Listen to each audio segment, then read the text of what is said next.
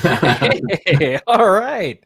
Hey, That is Brian. a nice intro. John, a different background today. Where are we now? This is actually my real study. I thought I would dispense with a green screen today and just go organic.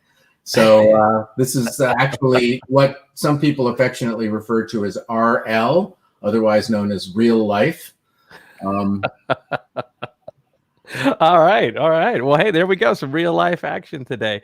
It means a lot in this virtual world. Well, hello everybody. Welcome to this week's episode of Intersections. It's a real pleasure to have you with us. And John, as always, it's a pleasure to be here with you. Just a few things before we kick off and introduce the show and our first guests and one another. Please let us know where you are watching from in the comments. Also, please share any questions or comments that you have. We'll make sure that we can get to them and at least feature them on screen. And also, if you have any suggestions for the show moving forward, please share them with us. On that note, I'm going to introduce you to Intersections. And Intersections is our weekly conversational jam session that dives deep into the intersections of technology, innovation, culture, and ideas. And every week we feature incredible personalities and worldviews, and together we explore possibilities and seek to gain greater understanding and also seek unlearning and learning moving forward. I'd like to introduce my co-host, and also friend, and also someone who has a birthday this week, John Kao. The Economist is called John, Mr. Creativity, and a serial innovator. He's a thought leader, entrepreneur, advisor. He's played a prominent role in the fields of innovation and business creativity for over 30 years. He has taught at Harvard Business School. He's served as visiting faculty at MIT Media Lab in Stanford. He's also a Tony-nominated producer of film and stage, and he wrote the best-selling Jamming the Art and Discipline of Business Creativity. And lastly, he also chairs the Institute for Large Scale Innovation. And please make sure to follow him on the socials and also read his recurring Forbes column. John, welcome. Thank you, Brian. So it's my pleasure to reciprocate. You know, Brian was digital before really there was digital, and I think is identified as someone who's created many of the standards and protocols and ways of looking at digital innovation and customer experience, translating the whole notion of innovation and transformation into the way we do products, the way we think about work and workflow, and experience design. You know, best-selling author, spokesperson, keynote speaker, and currently global chief evangelist for innovation at Salesforce. So, Brian, here we are. Here we are. I like Rick's comment here. He's in his real life office as well. Just to be completely transparent, I'm in my real life kids room, hence the screen here, because right behind here is a kid's dresser. So there you go. The magic of cameras and the internet. So John, why don't I turn it over to you to introduce our first guest? So, sure. It's a pleasure, really, to introduce Andreas Sjostrom to our show. Andreas is somebody I've gotten to know over the last, I would say, about a year and a half. I live in the South of Market Street area in San Francisco, and literally a block and a half from me is this very intriguing storefront with a sign that says Capgemini Applied Innovation Exchange. And I wandered in and started looking into this because I have a personal fondness for places that are inspiring for creative collaboration and innovation. Lo and behold, one thing led to another, and to Andreas. You know, Andreas has been at Capgemini or Capgemini associated companies for almost a quarter century. So I guess he must have started when he was about 10. Thank you. He's been doing lots of different things there, and I think really kind of, in a way, ascending the stack from IT and implementation to more strategic issues. And now he's actually running the Applied Innovation Exchange in San Francisco, which is kind of like the mothership of a very intriguing global network of AIEs, if we can call them that, Applied Innovation Exchanges under the Capgemini umbrella. So welcome, Andreas, with that mouthful to our show. Thank you, John. Thank you so much. Proud to be here with you and Brian. Thank you. Awesome. Yeah. So, you know, I think we should jump right in. And I'm so interested to hear from you. what the AIE network globally looks like, what it's really all about, a little bit of the origin story, and what do you think the potential is? I mean, it just seems like such a powerful capability for doing innovative, disruptive things. Yeah, so thank you for the introduction. Yeah, so the Applied Innovation Exchange is really, for us, the hotspot for innovation, where we engage with clients all over the world, Europe, Southeast Asia, Latin America, North America, obviously, to really explore, what matters now, what matters in the future, what does the future version of that business look like, and to what purpose. We see today, obviously for the, in the context of the pandemic, but also before and after, the relevance of innovation for growth and for differentiation. And there is so many different topics today that is on the table, companies looking at for growth and for making a positive change in society. And my team is all about making that happen as a catalyst, as connectors and experimenters together with these businesses. So that's the Applied Innovation Exchange for Capgemini. So I guess I'm particularly curious, you have something like, there are over 20 of these now, right? Something like that. In all of these you're right. different geographical locations. And what does that allow you to do that's different from, let's say, other companies in the consulting business or the innovation business, if I can call it that? What is it about having these 20 brain centers that, is a new kind of capability? Right. No, I mean, of course, it has to start in recognizing that in order for us to be relevant business partners of our customers, we need to realize that there are some of the capabilities needed to make the change happen that we can bring to the table, and there are some capabilities that we need to reach out into the innovation ecosystem per se, or the open innovation ecosystem around the world. There is no individual or specific location where you can find everything, right? So we need to be everywhere where there is these hotbeds of innovation. So that's why we launched these 20 plus innovation exchanges around the world. The latest we launched Sao Paulo, Brazil a few weeks ago, and before that we launched the Applied Innovation Exchange in Shenzhen, China, which obviously connects us with an incredibly exciting ecosystem where software meets hardware, where East meets West, and we're just adding a lot of capabilities in terms of accelerating design and scalability. So that makes us unique in the sense that we can draw from the power of these innovation ecosystems and make them available wherever the client is. That's kind of the platform idea of the AI. And really to add one more thing, why this is such an exciting place and the privilege to be part of this team. I am having the time of my life. And you said, Andreas, you have to have started when you were 10 or whatever you said.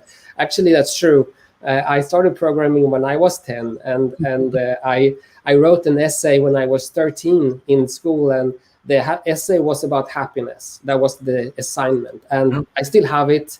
And the essay starts, happiness is to write code that does great things. That was my 13-year-old essay. So on that note, I'm still going at it, and that's why this is such a great place.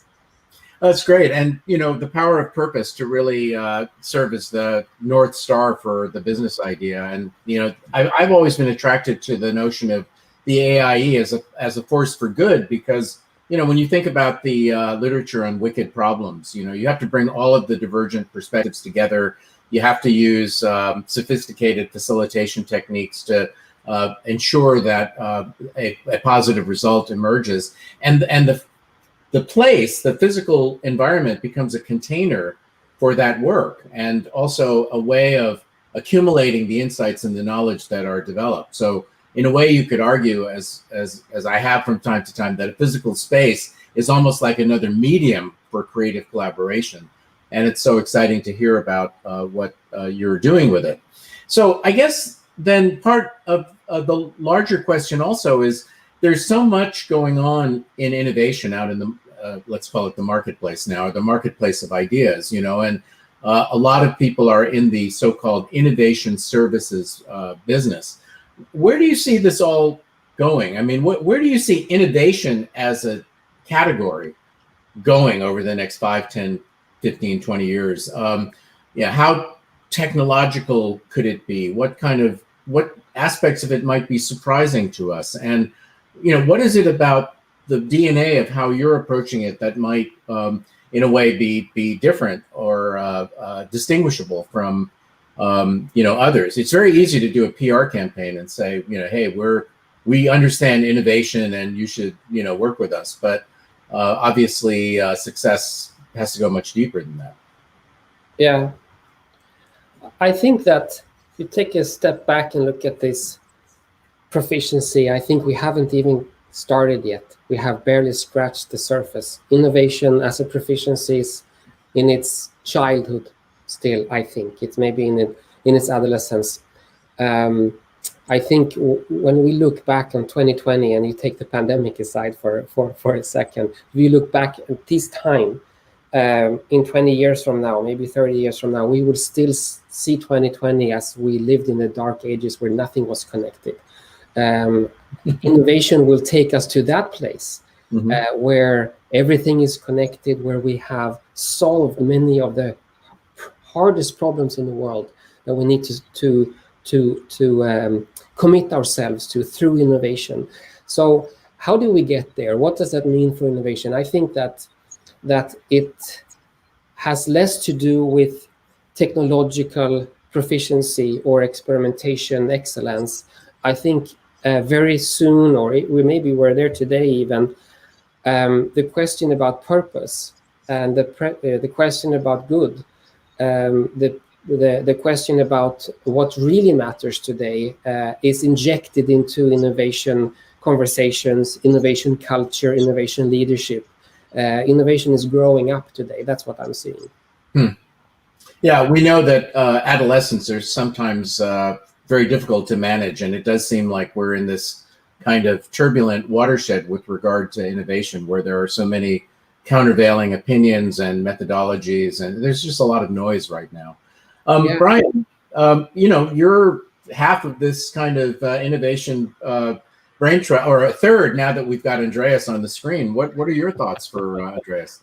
Well, Andreas, it's a pleasure to have you on the show. Thank you very much.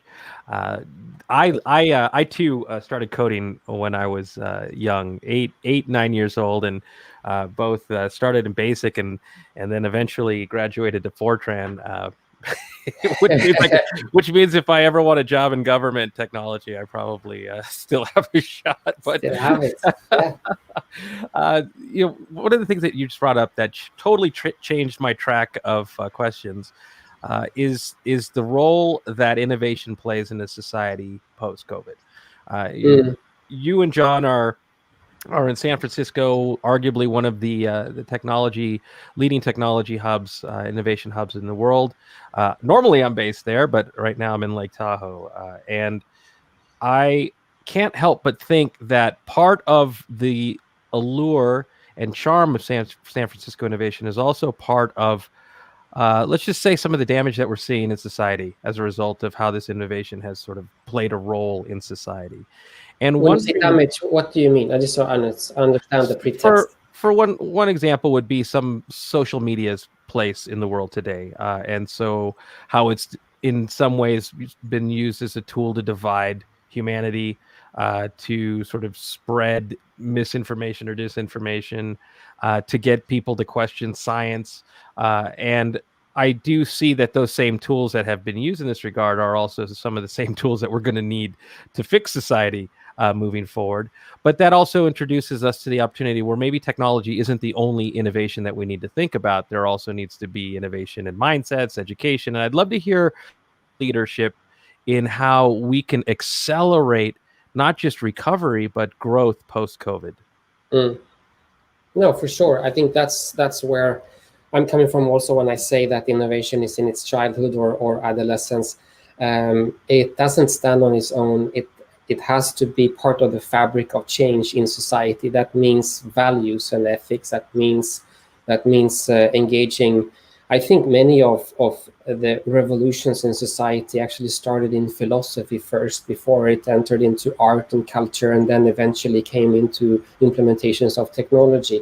So I think as technologists and innovators in this field, and from the place where I'm at, I live in Palo Alto and Bay Area, Silicon Valley, we need to engage deeper with other trades, with I think a deeper, broader scope of individuals and expertise to actually take on those hardest problems of society. I agree that some of the innovations or tools that we're using today, you can obviously spot the problems and the issues around them. I think that mostly it boils down to people anyway. I think if you put the pen in the hands of a person, you can write something bad, or you can write something good. The same goes with any tool, technology, or platforms as well. You put your evil context around it, it's going to hurt people, and on the other hand, if you put a good mindset around it, it's going to do good. So I think it boils down to being engaged with what really matters and making the positive forces stronger, and that's where I am. Very inspiring. And I think we have time for one more question, and then I'll turn it back over to you, John. What is the role that we as individuals can play in our professional capacity, in our personal capacity, in seeking to play a positive role in the future, in this post-COVID, one that doesn't necessarily have a playbook for what we're supposed to do next? Where can that innovation begin at a personal level? Yeah, I think that's a good question. I think your question reminds me of a study from MIT a while back ago that explored the question, what makes you thrive or enjoy the place where you're at in terms of life and work, what you do, and especially in creative and innovative spaces, so to speak. And there were 3 parameters that the MIT scientists kind of honed in on, and finding these 3 optimized, you need to take at heart and explore. First, it's the level of self-directedness, right? So you own your space, you own where you are, and you have an ability to actually make a difference. You're not told 100% what to do. You have a level of freedom. You need to be at that place. Most importantly, however, they found that there is a connect between what you do and a greater purpose. You have to explore that. Are you at the place in your life, at work, where you are in connect with that greater purpose? And if your company that you work for, or the company that you own or drive, does not have that, so you have to ask yourself, what is it? And does it drive for the greater good? That's a personal responsibility that you make sure that you are at that place. And then the third component was mastery, that there is an expectation and room for you to improve at that. So those 3 parameters, first, purpose, self-directedness, and mastery, those are, of course, you can shape leadership culture around those topics, right, and manage people and lead people in that, those topics. But at the end of the day, to your question, Brian, what can I do as an individual? Make sure you know what those 3 parameters mean for you. What is the purpose for you? Make sure you commit yourself to going there, and make sure that you always improve. I think that's basically the essence of innovation. That's the drive for improvement and change for the greater good. That's kind of maybe answering your question, a bit long version, but that's what I would go. I love that answer. John, I was just thinking, this is the exact moment where I am missing Leslie Evers, because I needed those visualizations. So I'll have to go back and rewatch this. Andreas, thank you very much for those great answers. John, I'll turn it back over to you. Well, I think we are just about out of time here. I note that we had some really interesting comments in the chat. You know, the notion of disrupting innovation by skipping ahead in the cycle of value, a comment from Rick Rosso. So interesting. Lynn, I'm probably pronouncing her name wrong, Abate Johnson talks about building a holistic culture of innovation and so forth and so on. So there's a lot to harvest from our audience, and thanks so much. Keep the comments coming. And Andreas, thank you so much for being here. We really appreciate it, and could have gone much longer, but I think it's worth checking out Applied Innovation Exchange, and just imagining what you would do for the common good if you had 20 facilities in 20 important locations around the world. This is the problem set that Andreas has the happy task of working on, because as we know, he's interested in being happy. So with that, I think we'll shift gears. Over to you, Brian, to introduce our next guest, Tiffani Bova. Yeah, absolutely. And Andreas, I would love when it's safe to do so to visit, because You're welcome. Just be amazing. And John, that'd also be an excuse to see you too. Yeah, well, we've got two of the most interesting studios for innovation in San Francisco, you know, a block and a half apart. So see them both. 2 for 1. Excellent, Andreas. Thank you so much. We'll see you in real life soon. Okay. Thank you. All right, I'd like to introduce our next guest. I have so many notes open here about how to properly introduce Tiffani Bova. She is, well, I'm proud to say she's a colleague at Salesforce. She's the global customer growth and innovation evangelist here at Salesforce. She is the author of the best Wall Street Journal best-selling book, Growth IQ. She is ranked in the Thinkers 50 of management thinkers. Every time I look around, I see another research report or another thought leadership piece that she's published. There's so many things that we could talk about today. But Tiffani, first, let me welcome you to Intersections. Thank you for being on the show. No, thanks for having me, Brian. It's a pleasure. And John, you know, it's great to be with everybody here today virtually. Yes, virtually. Well, why don't we just jump in, because there's so many things that I want to get to, and then John, I know you're going to have a lot of questions for Tiffani. One of the first things I wanted to start with was the experience equation, because this is something that we have, I think, all of us in some way, shape, or form talked about this. Let's just say known but not necessarily quantified relationship between employee experience and customer experience and then growth. And then boom, out of nowhere, you published a research report with Forbes that actually quantifies the relationship between employee experience, customer experience, and growth. And maybe before we dive into the specific questions, give us an overview of that research. Yeah, so, you know, it was kind of serendipitous. I joined Salesforce about 4.5 years ago. Prior to that, I was a research fellow at Gartner for a decade, covering kind of sales transformation, the impact of customer experience to the way brands are going to compete in the future, kind of et cetera, et cetera. Really, really organized around what growth levers companies could use to differentiate themselves. And when I joined Salesforce, I started saying on stage when we were still sort of in person and on stage that I don't think it's a coincidence that Salesforce is one of the greatest places to work globally. I think in 14 countries, it's #1. It's one of the most innovative companies in the world, you know, according to numbers of lists, and we're the fastest growing enterprise software company. So I said, there has to be some combination between, you know, employee experience and customer experience and growth.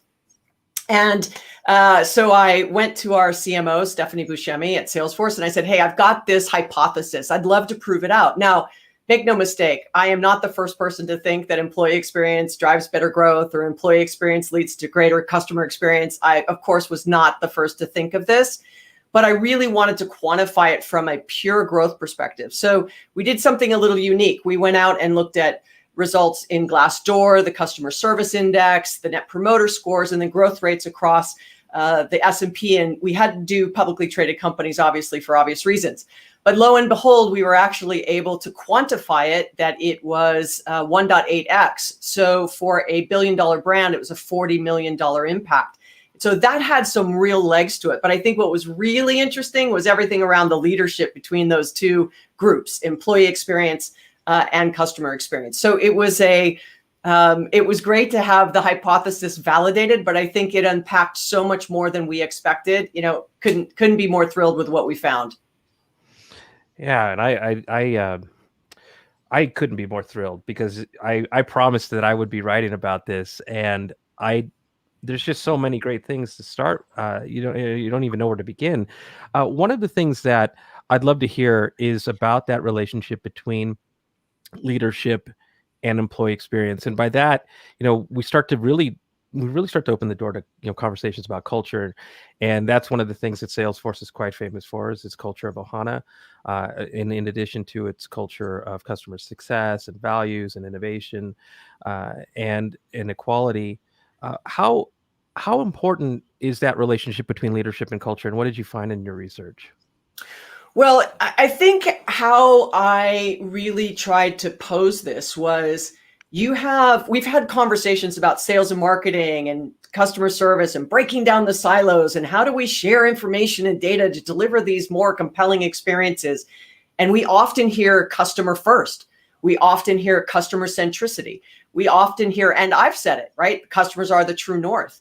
But it should be employee first and customer centric. And I think those two things lead to each other. Now the question is, who's responsible for employee experience? Who's responsible for customer experience in an organization? And are those groups, are those executives aligned? So forget the individual contributors, but start at the executive level. How we hire, are we hiring for culture?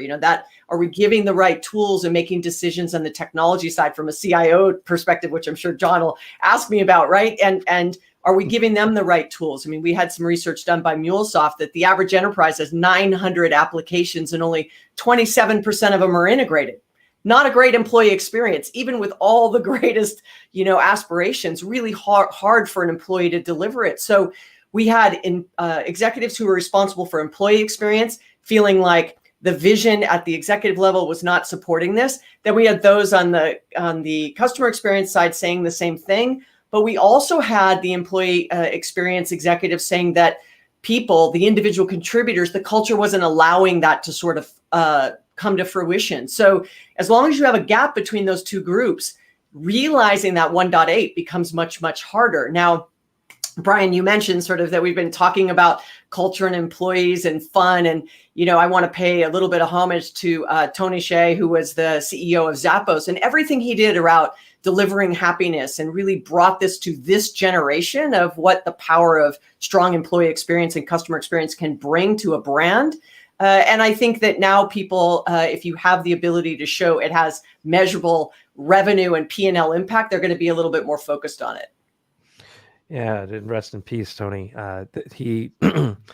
He certainly leaves behind a legacy of leadership and actually being the change you want to see in the world. And he was right there, as Simon Sinek often talks about in his book, around leadership from the middle. And being part of not a hierarchical structure, but one more that's just he was big on concentric management, which was really interesting. John, before I turn it over to you, because I know you have probably more questions than we have time for, just maybe share with us one of the words that struck me here is in the series of articles that you have that spotlight customers as a result of this research was that empowered employees serve customers better. And one of the examples that you shared was Southwest, another one was Hilton. Can you make that tangible for leaders just kind of moving forward? What do they need to do differently in order to connect the dots between empowered employees and customer success and happiness? I think a lot of it comes down for individuals to metrics. Like, how do you manage me and how do you measure me? Like, what do you ask of me every day? So if you tell me customer experience is our number one priority, let's pretend, right? You're an executive, you're telling your company, customer experience is number one priority. This is how we're going to compete. Yet you tell me as a customer service agent to get off the phone with a customer in 2 minutes or less. Answer the phone quickly because that's a good customer experience. But then get off the phone in 2 minutes. Well, what if I have a problem as a customer that takes 10 minutes to solve? And you have to say, let me look into it and I'll get back to you. And so it's a really bad experience. So those two things don't align, right? That the executive saying, this is our priority, yet the metric you are measuring me on is completely, in disagreement with that. So if you go to someone like a Southwest, where it's like, make it really simple, make it happy, enjoy your job. From the moment they start recruiting an employee and they're going to interview, in the days when they would fly in for interviews, they would start watching that prospective employee at the airport, all the way to how happy they were, to the counter people when they got on the plane, were they talkative, because they might not know that the people on the plane knew who they were and that they were going to interview. And that was this full view of who that person really was going to be, with their customers. And so aligning that happy employees. Now, going back to, this was not me saying this is novel and new, but what was novel and new was time. I've seen employee experience leading to greater growth. I've seen customer experience leading to greater growth. I had not seen the two tied together. And so I think that's where it really has an opportunity. And Hilton's another great example. And Lamborghini was another one. And USAA was another one. And we went way out on a limb and actually created a sort of quadrant, if you will, with a slew of names of companies that were really humming on all cylinders when it came to EX and CX. Yeah, John. All right. So I could ask more questions. I better give it to you. Well, we'll share. I mean, this is the 21st century. I'm really interested to unpeel the onion more around the issue of growth, which you've written about so compellingly in your most recent book. And, of course, growth for its own sake is something that we should have a little bit of a critical perspective on. And I wonder what your thoughts are about sort of the moral compass around growth, that there is kind of growth that proceeds from an authentic sense of organization, leadership, customer, employee, and growth that simply, let's flog our business model to generate as much growth as possible. And related to that, I was intrigued to see that one of your articles looked at business as a platform for change, I assume positive change post-pandemic. And I wonder if we could stitch those together, because, growth for its own sake might lead you to be a real pragmatist and say, well, let's leave the global commons aside until we've achieved our growth goals, because that's what, the street wants, and so forth and so on. Whereas I think we all succeed together, or we sink and, kind of demise together, which is a different perspective. But that requires a kind of a moral compass that I'm not sure people have articulated, but which I'm suspecting that you have, at least implicitly, if not very explicitly, in your narrative on growth. So. Yeah, well, when I first began writing the book, Growth IQ, there's 10 paths to growth. And I started with customer experience, and we've just talked about that quite a bit, kind of start with the customer, what do they want, et cetera. And then I didn't know what my 10th path was going to be. I was looking for kind of what's next. And, we've all been doing this a long time, but if you think about social selling, right, or freemium model, I was very early in the cloud. I think I bought my very first domain name in 1996. I was a Loqua's beta client. I was Constant Contact's beta client in 2000. I was, the head of sales, marketing, and customer service for the largest web hoster in the US that was 4 times the size of Rackspace. I mean, I've been around this for a minute. And so I was looking for what's that next thing that it could be. And it was perfect that I had joined Salesforce, because Mark Benioff, our CEO, one of his, most famous quotes is, "Business is the greatest platform for change." And so I rounded out the book to actually have that be the last growth path, that making purpose over profit. And if you really leaned into that, who has done it? Someone like Tom's Shoes, or Bon Boss, right? And where they're giving back 1 pair of socks for every sock, or, the things that you would do by volunteering, or banks for the underprivileged and the unbanked, all kinds of really great examples where this purpose over profit was going to become more and more into the nomenclature. Lo and behold, 18 months after the book publishes, right, the Business Roundtable sort of reshifts this thought of capitalism and stakeholder capitalism. Well, what is it going to look like? And I think that really has shown itself as a new light during this time of COVID, of how many businesses have really leaned into doing well by their employees and their communities and the broader shareholder community, of giving back, volunteering, donating PPE equipment, solving big problems and trying to get, things done. So it's been really amazing to see the mind shift go from just the capitalistic, it's all about the mighty dollar, and the bottom line to more, hold on a second, are we doing what's right for our planet and our people and our society? And I'm so inspired by what we've seen over the last 8 or 9 months. It reminds me of what goes on in philanthropy. In general, there are people who, make their pile and then kind of give out of their abundance. And it's more kind of a surface or a cosmetic activity, versus people who bake altruism into their DNA and practice it, even if their resources are not as abundant. It's coming from their core.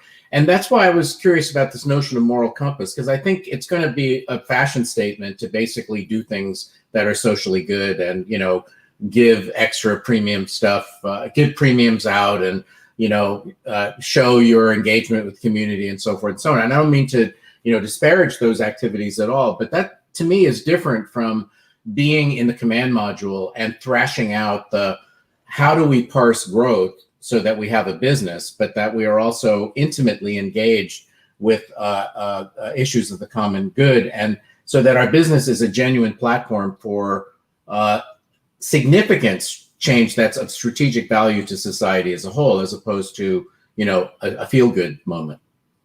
I couldn't agree more. Like, there were examples I used in the book, but there's also many, many more. But I remember when Starbucks said, look, for anybody who's a part-time employee or more, we're going to give free college education to those if you had so many hours. We're going to give 401k. We're going to give, health insurance. And there was this sort of backlash of, hold on, like, that's not what I want you investing in. Like, I want more from, profit and stock and dividends, et cetera. And at the time, it was Howard Schultz. And, he basically said, if you don't like it, don't invest in the stock. Like, let's really step out. Now, that was some 8 or 9 years ago, maybe, if I'm remembering correctly, or even Unilever's previous CEO, saying on an earnings call, and he didn't want to talk about that anymore. He wanted to talk about sustainability and how their products, are now leaning into being better for the planet, and how is he giving back, and diversity and inclusion. And those are the metrics I want to measure on. The revenue speaks for itself. And he got pushed back again. And so, I think that change is hard. It's uncomfortable. And especially when that's the way we've measured performance, is just the P&L side of it versus what's the balance between, are we raping the planet? Are we, destroying the things that we really hold dear? Are we being equal? I mean, even if you look at how many CEOs in the Fortune 500 are women? There was just Starbucks again, just named somebody I think the chairman is now a female, and she's African-American, first time ever. So, we start to see this where I look forward to the day where that's not news. That it's just, okay, great. And there's not this conversation, well, was that person the best person for the job? Or is it because you're trying to check a box? It's like, look, can't we just do well and do good at the same time? And maybe that conversation will go away. But, I couldn't be more honored and blessed and grateful for the fact that I work for a company that's at the tip of the spear of much of this conversation. And it was a lot of the reason that drew me to work here at Salesforce. Well, it also seems to me that you're in the engine room of trying to figure some of these important issues out, because, the criteria, the cognitive landscape, the criteria that leaders use, the processes they use to figure this stuff out, the metrics they apply to themselves, the calculus they employ to evaluate trade-offs. This all seems to be kind of frontier territory, and you seem to be in the thick of it. So Well, it's interesting conversation, that's for sure. I mean, it's never a dull moment, right? It's never a dull moment because people have different opinions of the value of that. And we go back to what I was just talking about with EX and CX. Show me how having a diverse team, show me how having a diverse board, or show me how, me giving, health insurance or 401ks gets better performance that leads to, I want to see the correlation. And I think that's the wrong question. Right? If you are constantly looking for the correlation and that's the only reason you're going to do it, you're never going to try something to even see if you may be pleasantly surprised that it actually worked. So with that, Brian, any concluding comments? I think we're just about out of time here. Well, just one of gratitude. Thank you, Tiffany, for making time for us and for sharing your insights. And we have a whole bunch of reasons to invite you back. So we look forward to seeing you again soon. Anytime. Thank you guys, John, Brian, both. Thanks everybody for joining. All right. Wow, John. So never a dull moment around here. The galloping gourmets of innovation. That's what we are. Well, I'm really excited about our next guest. So maybe we should just jump right to it. I'll allow you to make the introduction. I think it's over to you, actually, if I'm not mistaken.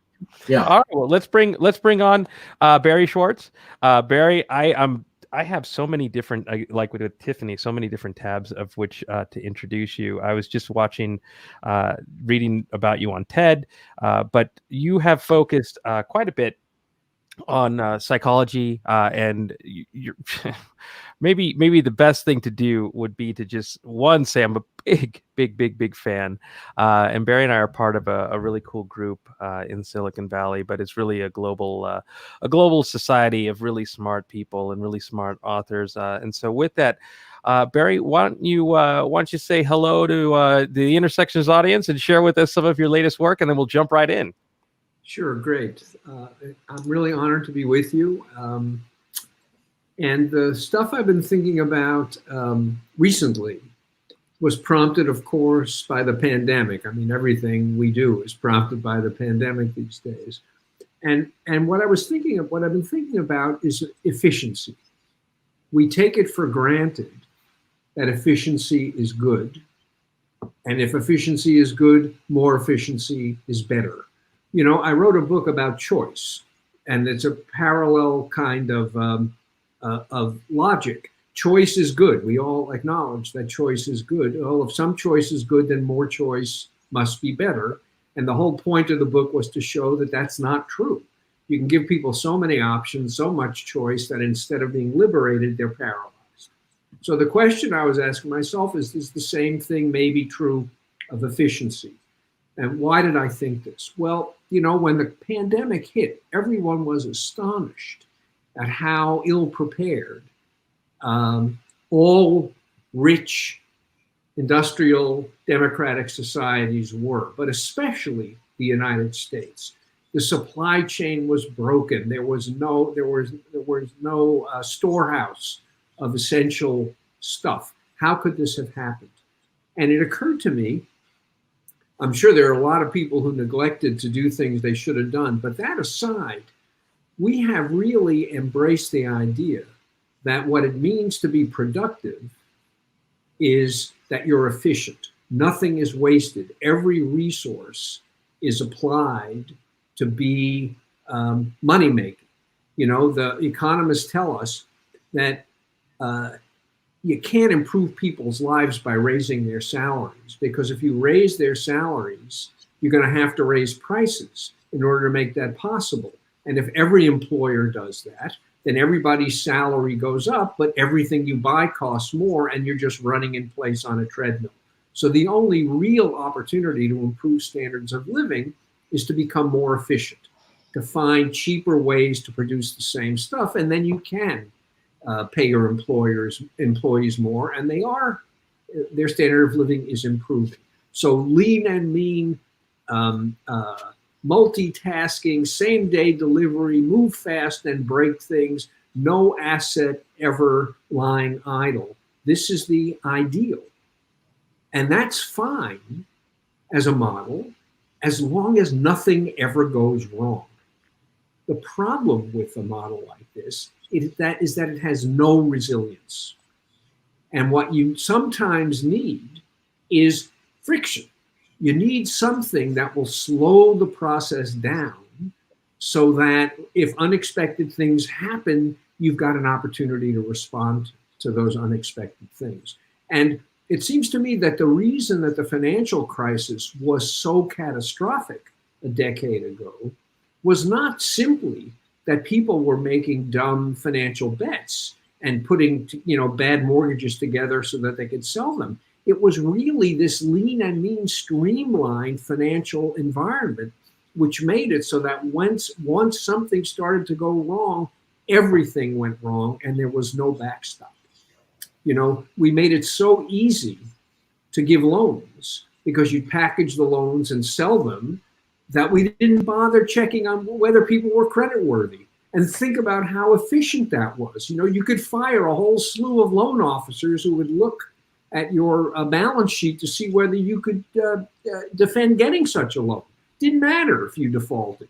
Credit card companies gave everybody a credit card. It didn't matter if you couldn't pay your bill as long as most people were paying their bills.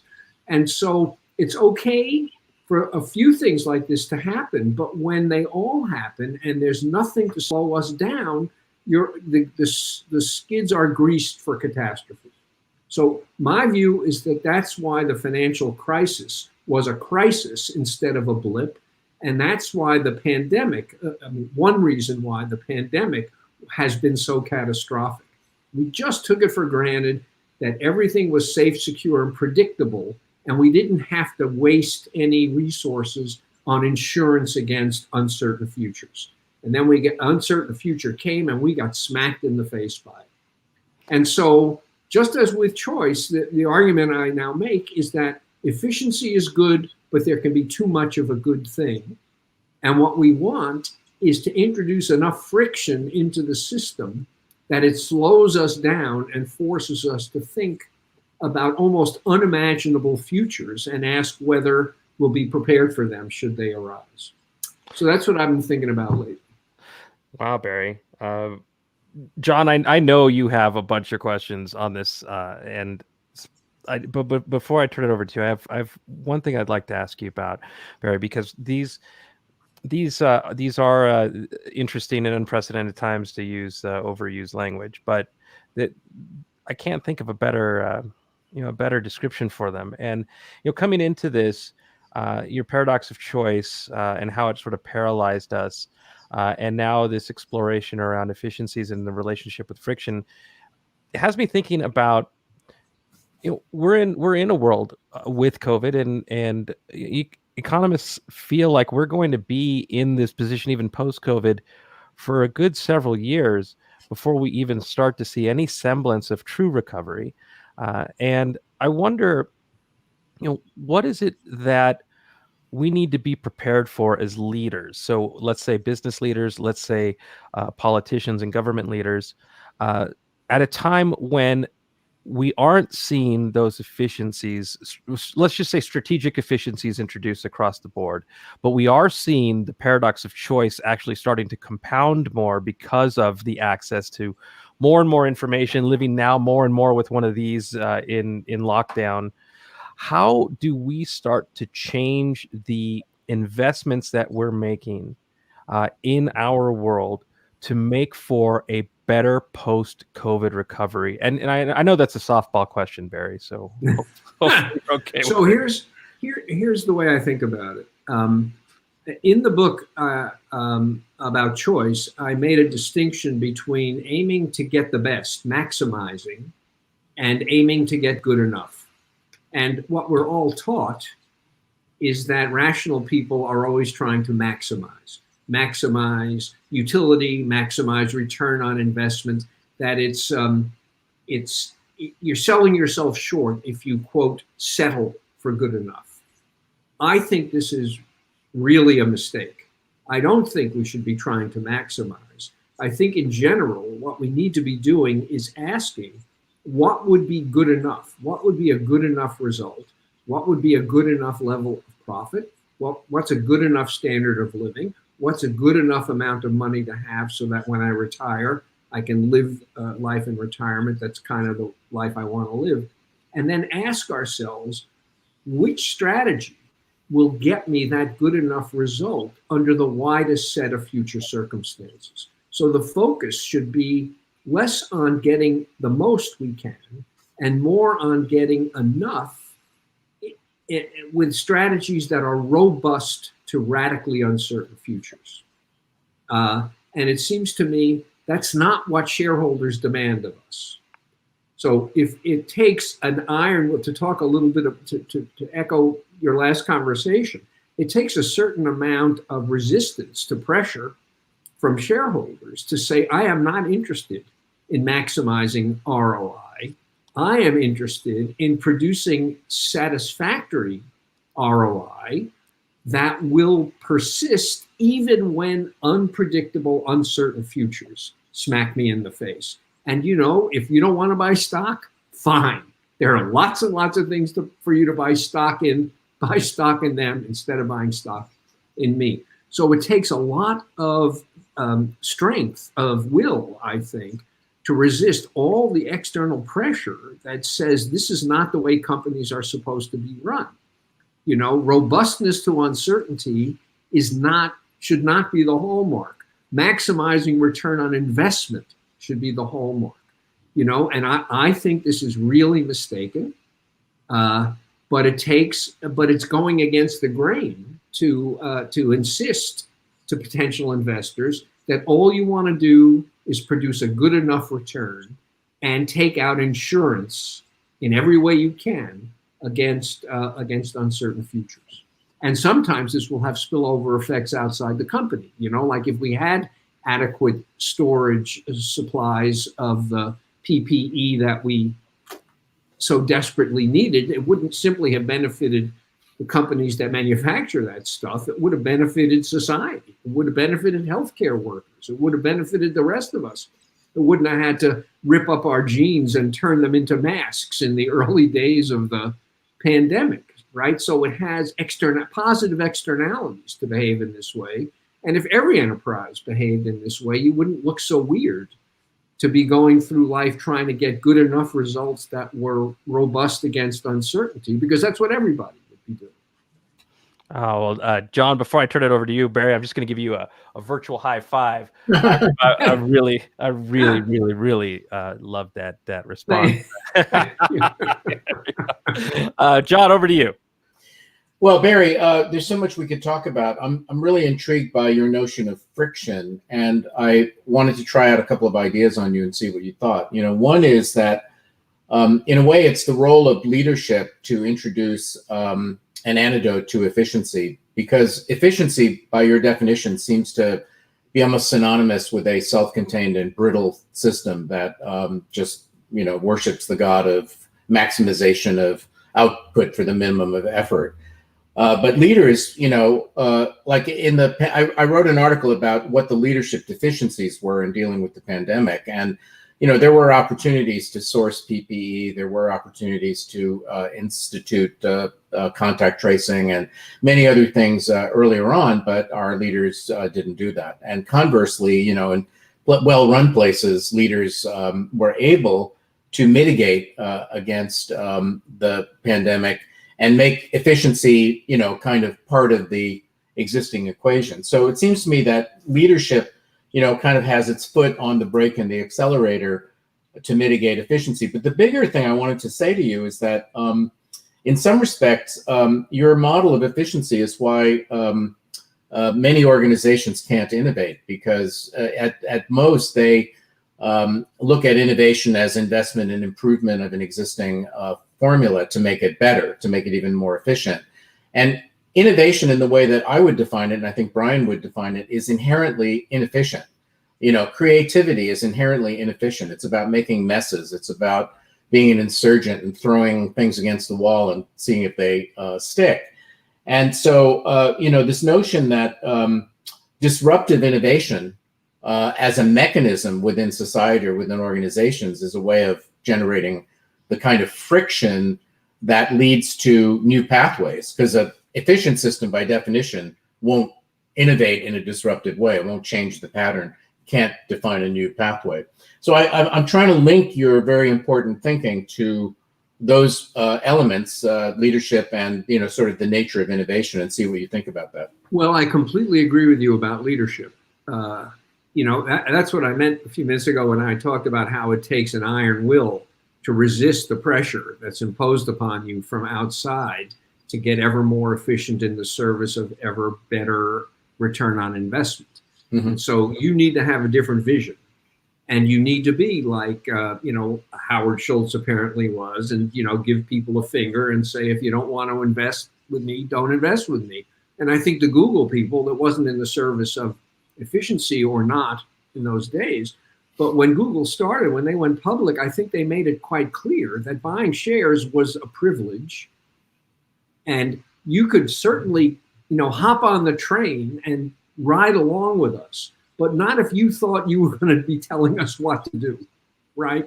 We're going to do what we think is the right thing to do. And if you want to make money on our backs, that's fine. But don't have the hubris to suggest that you have any kind of decision authority in the running of the company.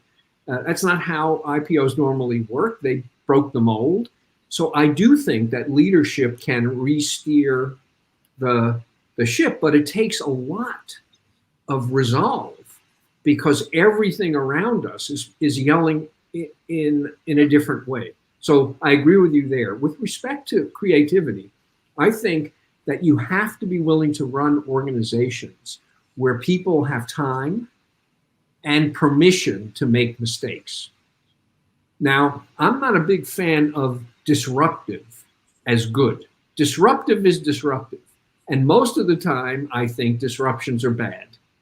And, the sort of attitude of the tech world that breaking things is almost always going to end up with better things, I think is just nonsense. Mostly when you break things, you end up with broken things. And the trick, but you do need innovation. But in order for there to be innovation, people have to feel free to make mistakes. They have to feel free to take chances that don't pan out. And you, as a leader, have to create enough space in the organization so that such mistakes are not fatal, either to the people who take the chance or to the organization. So I think that's absolutely key. And I think that's key whether you have this notion that disruption is good or not, whether you think that, only some disruption is good. People have to have the space to get things wrong and to learn from their mistakes. I wrote a book with a colleague about what we call practical wisdom, a term we stole from Aristotle. And the whole point one of the points we tried to make is that you can't teach people to be wise. Wisdom is learned, but it can't be taught. You can't have a course in wisdom at the end of which you've created wise people.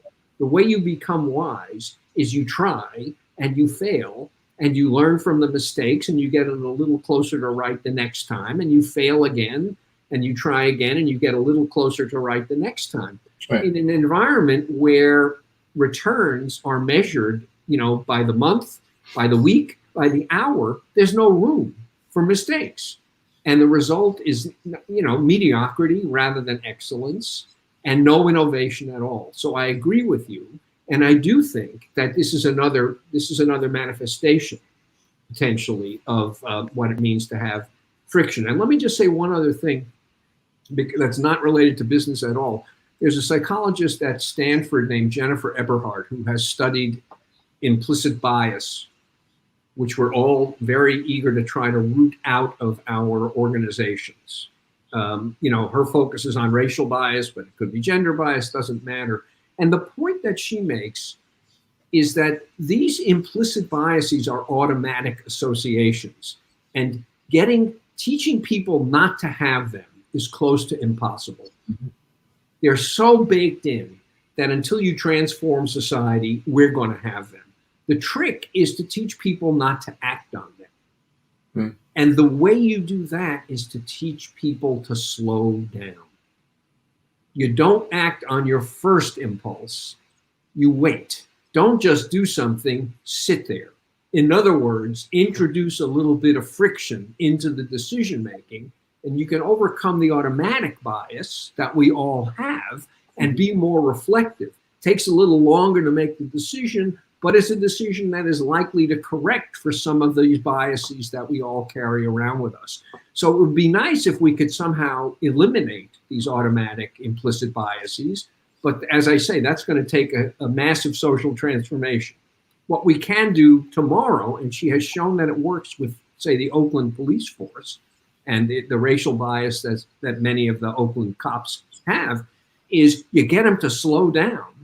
And all of a sudden, they start treating people, no matter what the color of their skin, more or less the same. Not because they don't have the same biases they had before, but because they have learned not to act on them. So that's another virtue of adding a little bit of friction to the way in which we live our lives. You need friction on an icy road. Friction is what saves your life. And the world we live in is one icy road after another. No, we could go for another hour. I've got so many thoughts I want to share with you, but as usual, we've run out of time. Thank you so much for those insights. That it gives us all, I think, a lot to think about. And where is the friction in our lives, both as individuals and as leaders, as part of organizations? How do we build those mechanisms? So much of decision theory is about increasing the efficiency of decision making. I've consulted on building command centers and fusion centers and brain centers of one kind or another, and they're all oriented towards speed and efficiency. And I keep saying, where are the mechanisms for creating slow decision making? They don't exist. Yeah. So I appreciate the opportunity to share these thoughts, and I'd be happy to come back another time and continue the conversation.